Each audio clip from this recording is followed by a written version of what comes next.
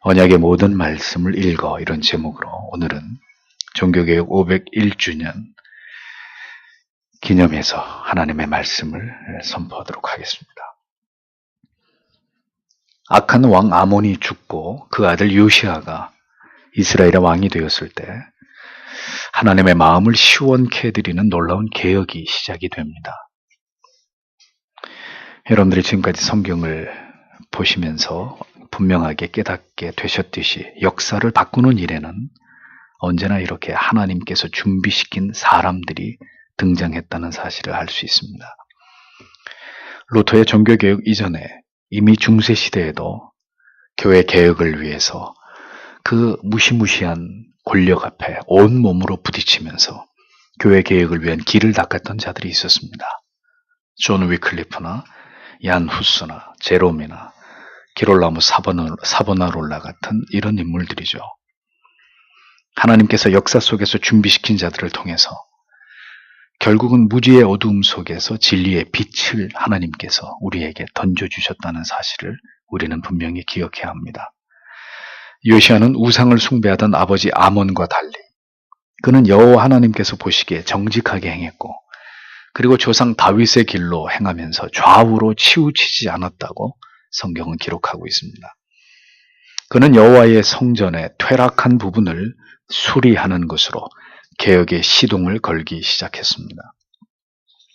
요시아의 아버지 아몬이 우상을 숭배하느라 정신이 팔려있는 동안 여호와의 성전은 곳곳이 회파되어 있었고 그대로 방치되어 있었습니다. 요시아는 먼저 백성들이 여호와께 드린 은으로 성전을 수리하기 시작합니다. 제가 전에 부임했던 교회에 대한 첫인상을 저는 지울 수가 없습니다. 예배당 곳곳에 짐들이 쌓여 있고 설교가 들려지는 이 스피커는 제대로 된 소리를 내는 것이 없었고 사용하지 않는 집기들이 예배당 구석구석을 차지하고 있었습니다. 그런 예배당의 풍경에 대해서 어느 누구도 신경을 쓰시는 분들이 없었습니다. 하나님에 대한 경외심과 사랑이 사라져버리고 신앙에 깊이 병이 들어있는데 예배당이 어떻게 되든 그게 뭐가 그렇게 중요하겠습니까? 예배당과 교육관과 목양실을 정리하고 치우는 일부터 가장 먼저 그 교회에 부임해서 그것을 가장 먼저 시작했던 그런 기억이 납니다. 어느 교회든 그 교회의 예배드리는 환경을 보면 그 교회의 성도들의 신앙이 하나님 앞에 바로 서 있는지 그렇지 않은지를 어렵지 않게 짐작할 수 있습니다. 하나님을 경외하는 마음은 작은 것 가운데서도 드러나고 하나님과 교회를 향한 사랑이 식어지면 큰 문제가 드러나도 이에 대한 무관심으로 들통나기 마련입니다. 기롤라모 사보나롤라는 피렌체를 개혁할 때 허영의 화형식을 단행했습니다. 성도들의 가정에 존재하지 말아야 될 사치하고 향락적이고 음란한 것들을 모두 피렌체 광장에 모아놓고 몇 날 며칠 동안 불을 질러서 그것을 다 태워버렸습니다. 윤리 찌빙글리는 성전에 설치되어 있었던 값비싼 파이프 오르겐과 그리고 성상들을 다 철거해서 예배당 앞마당에 집어던져버립니다. 개혁이 하나님을 예배하는 공간의 정비와 수리에서 시작됐다는 것은 지극히 당연한 일입니다. 예수님께서도 예루살렘에 올라오시자마자 사람의 생각으로 인간의 인본주의적 편의주의로 더럽혀진 성전을 제일 먼저 정화시키지 않으셨습니까? 구태의연한 신앙의 진정한 개혁을 원한다면 하나님께서 오늘도 우리의 영혼에 뚜렷하게 말씀하시고 깨닫게 하실 때 성도 여러분, 우리의 책장부터 우리의 책상 서랍 안부터 바꾸어야 합니다. 버릴 것을 버리고 무너진 것을 다시 수축하는 것에서부터 하나님께로 돌아가는 일은 신앙이 회복되는 일은 시작되는 것입니다. 요시아는 성전부터 새롭게 수리하기 시작했습니다. 그런데 그 일이 일어날 때 대제사장이 성전을 수리하는 과정에서 무언가를 발견하게 됩니다. 그것이 무엇입니까? 율법책입니다. 대제사장이 성전에서 율법책을 발견했다. 너무도 당연한 일인데 이것이 성경의 한 기사가 되었다는 것은 뭘 의미하는 것일까요? 그동안 여호와 하나님의 성전도 잊혀지고 성전 안에서 가장 귀하게 여겨져야 했던 모세오경이 기록된 율법책, 언약책 또한 분실 상태에 있었다는 것을 뜻하는 것입니다. 간악한 왕에 의해서 우상을 숭배하는 동안 성전과 그리고 성전 안에 가장 귀한 곳에 있어야 했을 언약책도 어디론가 사라졌었다는 것을 알 수 있습니다. 이것은 하나님의 택하신 백성 이스라엘이 하나님을 그리고 하나님의 말씀을 버려두고 있었다는 참담한 현실을 그대로 보여주는 단면이 아닐 수 없습니다. 대제사장 hil기야가 그 분실되었던 언약책을 찾아서 서기관 사반에게 그 율법책을 전해주었습니다. 사반이 먼저 그 율법책을 읽었고 그 다음에 요시야 왕에게로 나아가서 제사장 hil기야에게서 전해받은 율법책을 왕 앞에서 낭독하게 됩니다. 이 모든 일들은 결코 우연이 아니었습니다. 이스라엘을 다시 하나님께로 돌아오게 만드는 하나님께서 그들을 회복시키시는 과정의 첫 단초가 되었던 사건입니다. 하나님께서 이 일을 어떻게 이루셨는지를 보십시오. 요시야 왕이 사반이 낭독하는 하나님의 말씀을 듣자 왕이 어떻게 했습니까? 그 자리에서 자신의 옷을 다 갈기갈기 찢어버렸습니다. 옷을 찢는다는 것은 뭘 의미합니까? 하나님의 강력한 역사로 말미암아 요시야는 하나님의 말씀 앞에서 그 말씀을 듣다가 하나님 앞에 통곡을 하면서 회개하기 시작했다는 것입니다. 요시야는 사반이 낭독해주는 하나님의 말씀을 들을 때 그의 영혼이 감전된 듯한 그런 충격을 받으면서 이스라엘이 무엇을 잘못했는지를 깨닫게 되었던 것이죠. 그래서 22장 13절에 너희는 가서 나와 백성과 온 유다를 위하여 이 발견한 책의 말씀에 대하여 여호와께 물으라. 우리 열조가 이 책의 말씀을 듣지 아니하며 이 책에 우리를 위하여 기록된 모든 것을 준행치 아니하였으므로 여호와께서 우리에게 바라신 진노가 크도다라고 기록되어 있습니다. 요시야는 정확하게 이스라엘의 영적인 현주소를 우리가 무슨 죄를 범하였는지를 깨달았습니다.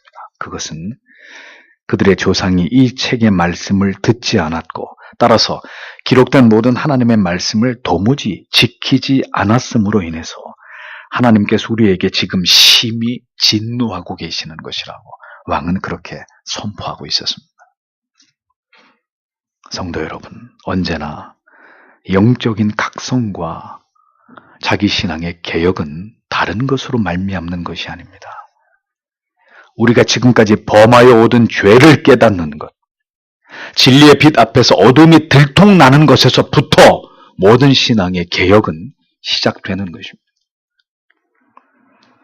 요시야에게 깨닫게 하신 이스라엘 백성을 향한 하나님의 지엄하신 뜻은 너희가 이 책의 말씀을 듣지도 않았고 그리고 지키지도 않았다는 것입니다. 그리고 무엇보다도 중요한 사실은 이 일들로 인해서 이렇게 우상을 숭배하면서 하나님을 잊었다는 것에 대해서 하나님의 말씀을 멸시했다는 것에 대해서 하나님이 지금 진노하고 계신다는 것이었습니다. 우리가 신자라고 하면서도 하나님의 말씀을 던져두고 하나님의 말씀에 대해서 죽음과도 같은 무관심으로 하나님의 말씀을 보지도 듣지도 않을 때 그리고 그 결과 그 말씀을 따라 우리의 삶이 신행일치를 추구하지 않을 때 얼마든지 그럴 수 있는 것이 아니라 하나님께서는 그런 하나님의 자녀들을 향해서 진노하신다는 것을 기억해야 합니다. 목사님, 세상이 바뀌지 않았습니까? 사람들이 달라지지 않았습니까? 달라졌습니다. 세상이 바뀌었습니다. 더 많은 죄가 저질러지고 있습니다. 더 악착같이 복음을 지으려고 하고 있습니다. 그래서 더 복음이 필요한 것이고 더 분명한 하나님의 진리의 말씀이 이 시대에 저들에게는 필요한 것입니다. 그렇게 하나님을 버리고 습관과 형식을 따라서 하나님을 예배할 뿐인 그렇게 하나님의 말씀을 사랑하지 않는 모든 하나님의 교회와 성도들을 향해서 성도 여러분, 하나님은 지금 진노하고 계신다는 것을 우리는 심히 우려스럽게 받아들여야 합니다. 말씀을 버린 교회와 성도를 향해서 그들이 살아가고 있는 그 시대에 대해서 하나님의 진노하심이 쌓여가고 있다는 것을 우리는 잊지 말아야 합니다. 종교개혁을 부르짖었던 모든 개혁가들은 교황과 사제들의 사치와 향락과 그리고 성경의 권위 위에 있는 교황과 교회의 권위, 그리고 사제들의 중보권, 성찬식의 오류, 면벌부의 부당성, 성경에서 벗어난 모든 죄에 대해서 그들은 지적했고 불을 토했습니다. 그들의 모든 주장은 지금의 이 교회가, 이 로마 가톨릭 교회가 성경에서 하나님의 말씀으로부터 벗어났다는 것이었습니다. 그래서 개혁자들은 외쳤습니다. 오직 성경으로 돌아가야 합니다. Sola Scriptura. 성경으로, 성경을 아는 지식으로, 성경을 우리에게 정교하게 가르쳐주는 교리와 그리고 그 성경에 정초한 참된 신앙의 고백으로 돌아가는 길이 바로 개혁의 시작이요, 개혁의 완성이라는 것을, 우리의 신앙이, 우리의 뜨뜻미지근한 이런 지리멸렬한 신앙이 회복되는 유일한 길이라는 것을 그들은 강력하게 외쳤던 것입니다. 기도한 바대로 한국의 개신교는 이제 제2의 종교개혁, 교회 개혁이 절실한 시점에 서 있습니다. 제왕적 목회자의 부패한 권력들은 모두 폐기되어야 되고, 모든 세속화되고 교리의 가르침을 소멸시킨 타락한 대형교회들은 모두 다 해체되어야 합니다. 그리고 성도들은 더 이상 성경이 아닌 교회의 규모와 유명세를 보고 신앙의 줄서기를 하려고 하는 어리석고 무모한 맹목적인 신앙에서 떠나야 합니다. 이것은 내 영혼이 사느냐 죽느냐의 문제이고 우리의 구원의 문제와 직결되어 있는 과제입니다. 자신의 교회가 참된 성경의 진리를 선포하고 있고 교리를 가르치고 올바른 성례를 강조하고 말씀에 입각한 지엄한 권징과 치리가 실시되고 있는지 그렇지 않은지를 살펴서 바른 성경의 진리와 참된 복음으로 내 영혼을 이끌어주는 그런 참된 교회를 찾아서 이제는 떠나야 되는 것입니다. 성경을 배우고 성경을 가르치고 성경을 가장 최고의 삶의 규범으로 여기는 이 신앙을 회복하지 않는다면 교회와 신자는 아무런 존재의 의미가 없는 것이고 우리의 미래는 잿빛으로 가득 차게 될 따름이라는 것을 우리는 똑똑히 기억해야 합니다.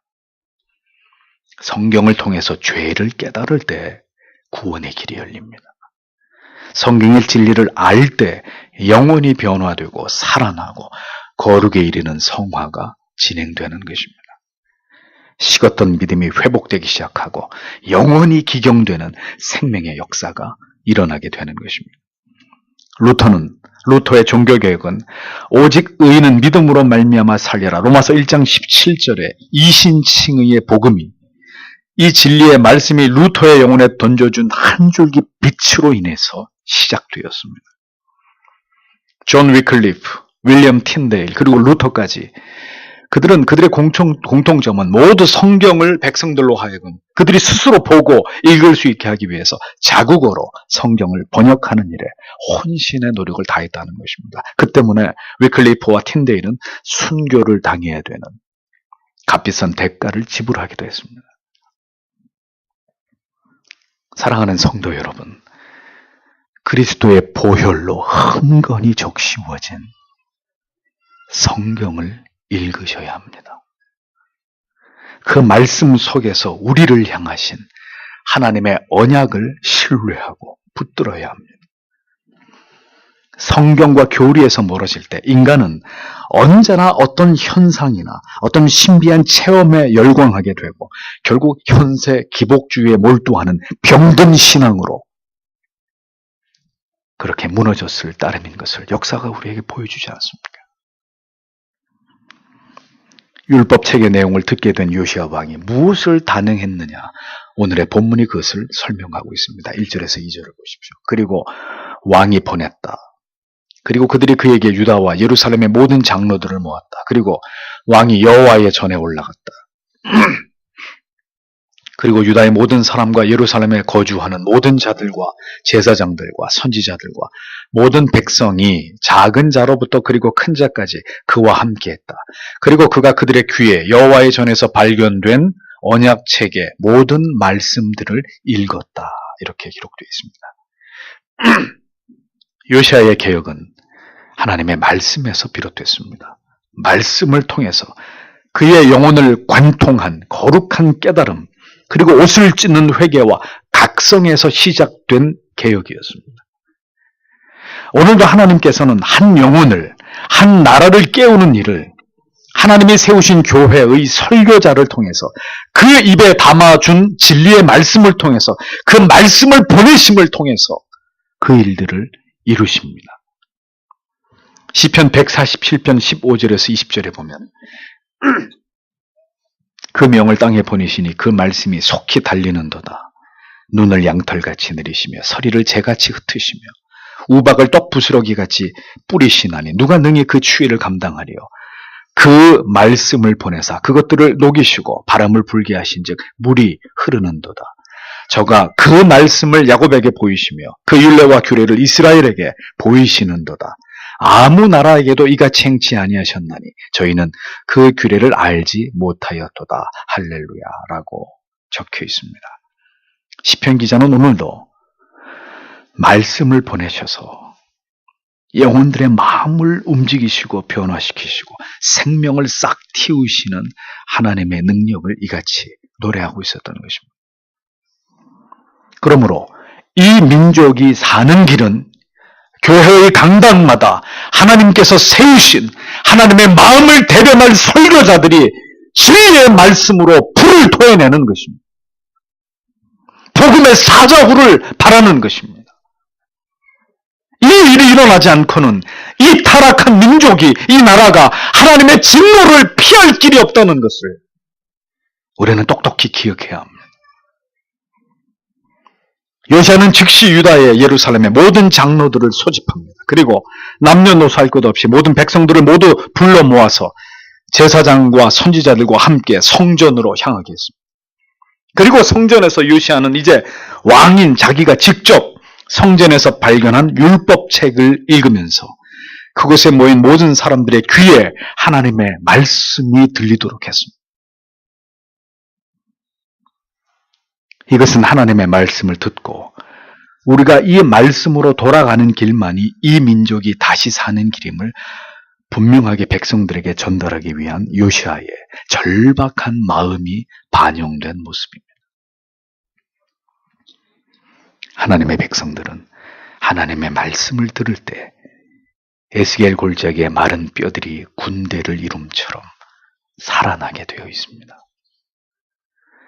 그러나 하나님의 백성이 아닌 자들은 참된 진리와 복음의 귀를 틀어막고 소리를 지르고 결국은 교회 문을 발로 차고 나가게 되어 있습니다. 복음은 반드시 영혼을 깨우는 생명의 힘이 있습니다. 그 진리에 반응하는 영혼이라야 그가 하나님의 자녀입니다. 개혁이 왕으로부터 시작되었다는 것은 참으로 의미 있는 일이었습니다. 그러나 종교개혁은 교황으로부터 시작되지 않았습니다. 오히려 부패하고 타락한 교황과 사제들이 그 개혁의 대상이 되었습니다. 그래서 종교개혁의 정신은 불의와 불법과 비성경적 거짓된 진리에 대한 프로테스탄티엘은 저항 정신입니다. 거기서 바로 프로테스탄트라는 개신교를 지칭하는 이름이 나온 것을 우리가 알고 있지 않습니까? 요시아의 개혁은 가장 모범적인 사례였습니다. 왕이 하나님의 말씀 앞에 굴복했고 왕이 그 말씀을 모든 백성들에게 읽어줌으로써 그들에게 하나님의 말씀을 지켜 행할 것을, 하나님의 언약으로 다시 돌아올 것을 그렇게 촉구했기 때문입니다. 성경에 보면 언약책의 모든 말씀을 읽어줬다고 했습니다. 언약책의 일부만이 아니라 그가 발견한 언약책의 모든 말씀을 그 자리에 있는 모든 백성들에게 읽어주었다고 했습니다. 상당히 많은 시간이 흘렀을 것입니다. 그러나 모든 백성들이 그 율법의 모든 기록된 말씀들에 귀를 기울이고 있었다는 것이죠. 말씀을 듣는 것, 교회를 통해서, 목회자를 통해서 선포되는 모든 말씀들을 다 듣고자 노력하는 것은 성도 여러분에게 가장 중요한 자기의 신앙을 올바로 지키기 위한 첩경입니다. 성경의 모든 말씀을 가감없이 취사 선택의 자유가 없이 모두 그것을 읽어주었고 그 말씀을 듣게 하는 것, 이것이 오늘의 교회가 반드시 지켜 행해야 될 신앙의 위대한 전통이라는 것입니다. 하나님께서 말씀을 읽을 때도 성도 안에서 말씀하시고 그 영혼 가운데 역사하신다는 것을 청교도들은 믿었기 때문에 그들은 예배 가운데서 반드시 구약과 신약의 말씀을 강독하는 순서를 예배 안에 반드시 집어넣었습니다.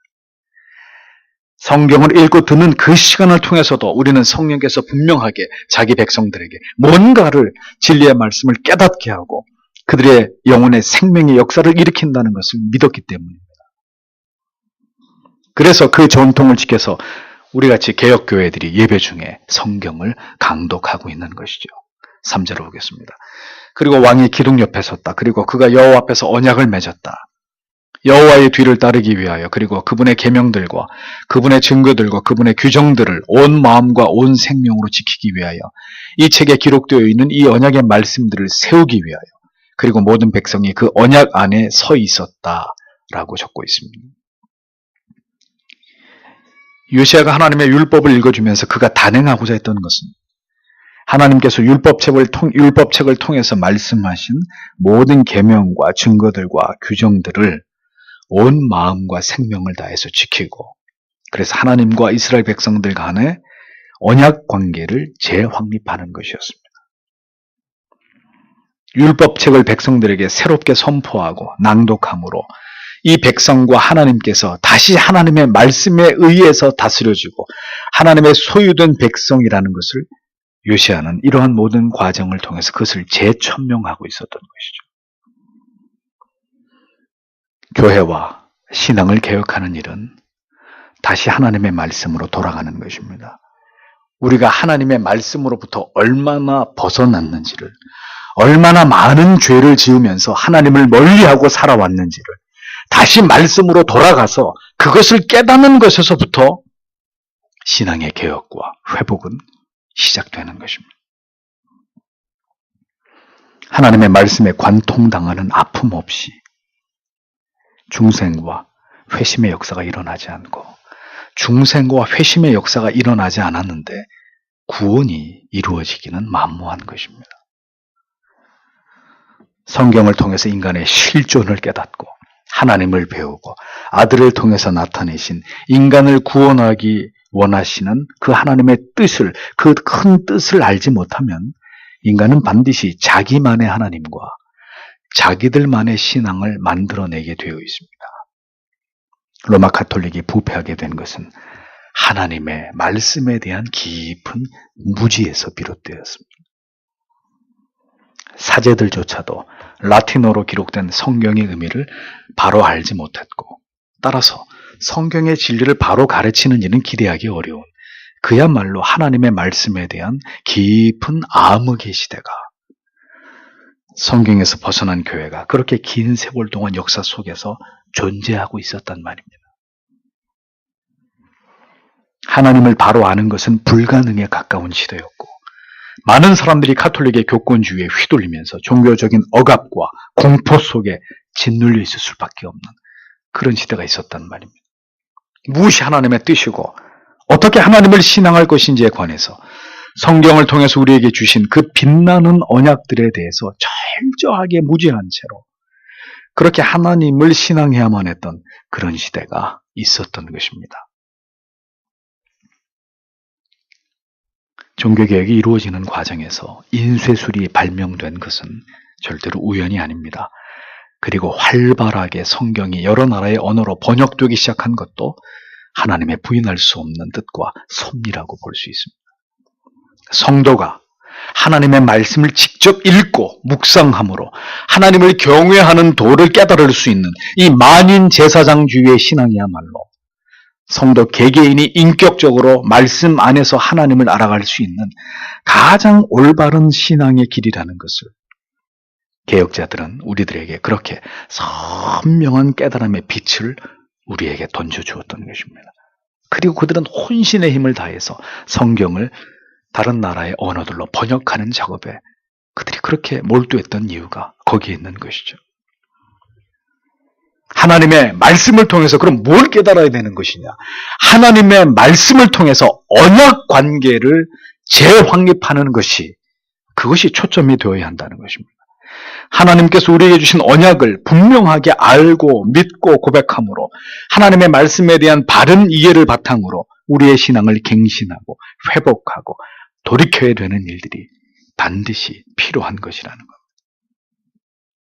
요시아가 모든 백성과 하나님과 언약의 관계를 재확립했듯이 언제나 우리의 신앙은 하나님의 언약이 기초가 되어야 합니다.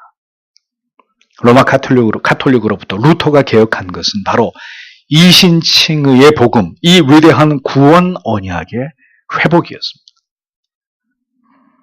많은 사람들이 인간의 선행과 행위를 구원의 조건으로 알고 면벌부와 같은 면죄부류, 면벌부와 같은 이 허무맹랑한 법과 빵만 허락하고 포도주는 허락하지 않는 반쪽짜리 화채설에 이런 엉터리 성례의 제도를 따라야만 했습니다. 또 교황의 절대 권력 아래서 감당기 힘든 교권주의의 횡포 아래서 많은 신자들이 고통받고 있을 때 루터는 구원은 이러한 인간의 공로와 행위로 말미암은 것이 아니라 오직 그리스도의 구주 되심을 믿는 믿음으로 말미암은 의의 전가를 통해서 이루어지는 것이라는 것을 역설했습니다. 이 이신칭의의 복음이 모든 하나님의 참된 진리를 사모하는 영혼들의 가슴 속에 불을 질러버리는 거예요. 결국에 종교개혁, 교회개혁이라는 봉화불을 피어오르게 만든 그런 원동력이 되었던 것입니다. 언약을 붙들라고 말씀하는 게 아니라 교황이 시키는 대로 교회가 여러분들에게 이야기하는데 그것이 성경 위에 있는 법이니 그것을 따르면 된다고. 그것을 다 뜯어 고치고 폐기 처분하고 다시 성경 속에 빛나고 있는 하나님의 언약 사상을 하나님의 백성들에게 다시 깨닫게 한 그것이 종교개혁의 위대한 가치라는 거죠. 수천 년 동안 끊어져 있었던 하나님의 신실하신 언약이 루터의 이신칭의 복음의 재발견을 통해서 다시 성도들에게 이어지게 된 그 사건이 바로 저 위대한 종교개혁의 사건이었던 것입니다. 모든 개인이든 교회든 사회든 국가든 개혁과 거룩한 부흥의 역사는 하나님과 언약 관계의 회복에서 시작되어야 합니다. 도덕적인 회복이나 인간의 어떤 행동만을 뜯어 고치려고 하는, 바꾸려고 하는 이런 노력이나 어떤 신비적인 경험이나 체험에 근거한 그런 일시적 감정의 고향으로는 절대로 근본적으로 그 신앙이 뜯어 고쳐지거나 돌이켜질 수 없는 것입니다. 오직 하나님의 말씀 안에서 오늘도 전적으로 타락하고 무능한 인간의 실존을 발견하고 그럼에도 불구하고 우리 같은 자들에게 약속해 주신 그 모든 하늘의 언약들을 견고하게 붙들고 오직 하나님의 그 언약의 말씀에 우리의 소망을 둘 때 우리의 믿음의 깊이는 점점 더 깊어지는 것이고 어떤 시련이나 핍박이 와도 우리의 믿음을 지켜낼 수 있는 그런 하나님의 사람들이 될 수 있는 것이라는 거죠. 하나님께서 역사 속에 등장시키신 요시아에 의해서 그리고 때마침 발견된 율법책으로부터 시작된 개혁은 이렇게 모든 백성들이 기꺼이 하나님의 말씀에 복종하겠다는 결의로 이어지게 되었습니다. 다시 말씀드리지만 하나님께서는 어떤 시대이든 자기 백성들을 돌이키시고 교회를 개혁하실 때 언제나 하나님의 말씀을 통해서 역사하십니다. 그래서 교회를 개혁하는 수단은 그 어떤 것이 아니라 목사가 목숨을 걸고 복음을 외치는 것입니다. 그렇게 복음을 외치면 식어졌던, 마음이 식어졌고 불이 꺼져 있던 성도의 영혼에는 불이 활활 타오르는 놀라운 역사가 일어나고, 그 말씀을 도저히 듣기 싫어하는 사람은 앞다투어 문을 열고 그 교회를 떠나고, 그렇게 설교하는 목사를 찍어내기 위해서 혈안이 되어버리는 이런 사태가 벌어지는 것이죠. 루터가 종교의 개혁을 부르짖었을 때 그를 죽이기 위해서 수많은 가톨릭의 교황과 사제들과 추기경들과 쟁쟁한 가톨릭의 신학자들이 그를 맞서서 그 하나를 죽이겠다고, 그렇게 개혁자의 앞길을 가로막았듯이 말입니다.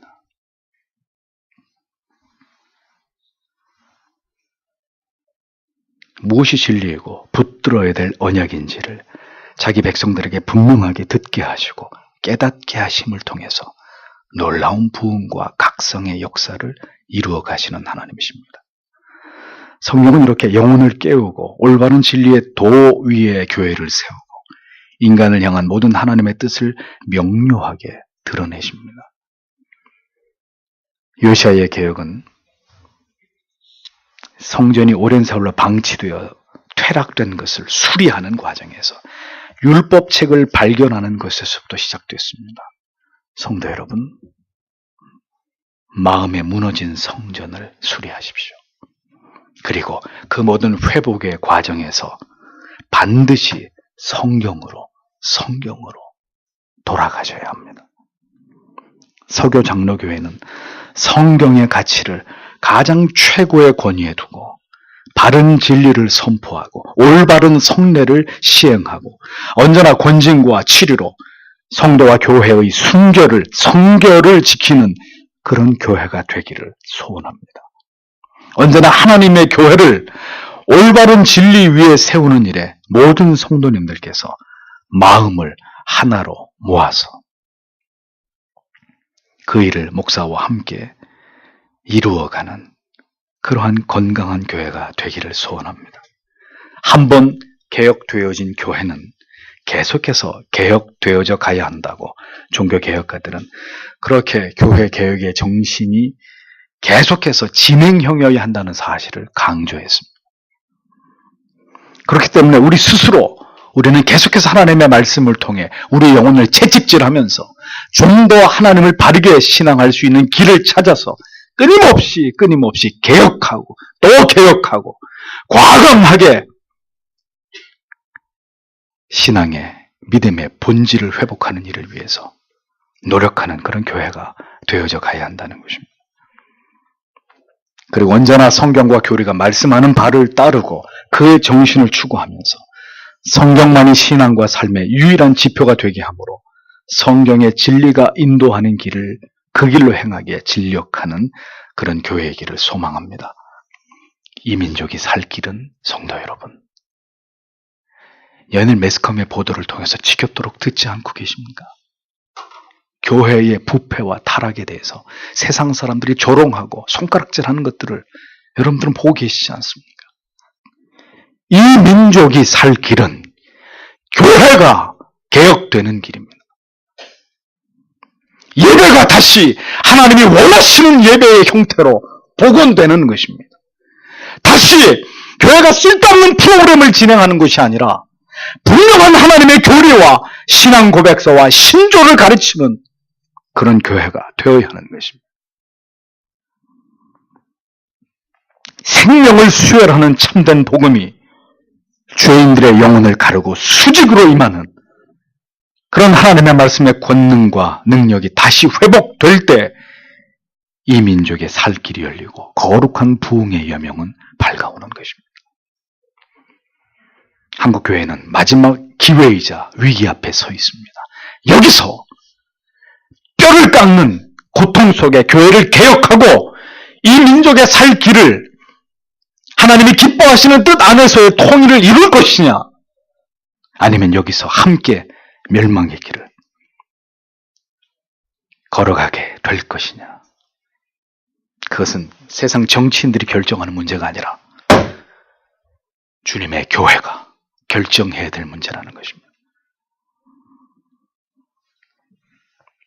요시아 왕 시대에 하나님께서 하나님의 말씀을 통해서 이루신 계획의 현장을 들여다보면서 우리의 마음이 다시 뜨거워져야 하리라고 믿습니다. 모든 우상을 회파하고 성전의 퇴락한 것을 수리하고 발견된 율법 책을 읽을 때 하나님의 음성으로 그 말씀을 들어 다시 영적인 각성과 회복을 통해서 언약을 갱신해 나갔던 이스라엘 백성들을 기억하면서 오늘 이 사악한 시대를 살아가는 우리에게도 그렇게 다시 하나님의 말씀을 통해서 교회가 회복되고 하나님의 말씀이 다시 영혼들 속에서 재발견되는 이런 은혜가 임하게 되기를 소원합니다. 하나님께서 그렇게 다시 이 백성들을 부디 생각해 주시기를, 불쌍히 여겨 주시기를. 서교 장로교의 모든 성도님들은 하나님 앞에 간절히 기도하면서 이 땅에 교회에 대해서 그토록 관심을 가지시고 왜 하나님의 교회가 바로 서야 되는지에 대해서 역사를 통해 우리에게 그것을 분명하게 똑똑히 하나님께서 보여주신 그 교훈을 기억하면서 교회와 세상의 운명은 맞물려 있고 세상에 교회의 영광 없이 이 세상에서의 영광을 기대할 수 없다는 이 진리를 기억하시면서 오늘도 이 위대하신 종교개혁을 통해 우리에게 보이신 하나님의 뜻을 우리가 마음으로 받아서 그렇게 하나님의 교회를 섬겨 나아가는 하나님의 자녀 되도록 이 시간에도 우리가 모두 함께 마음을 모아서 주께 기도하기를 원합니다. 기도하겠습니다.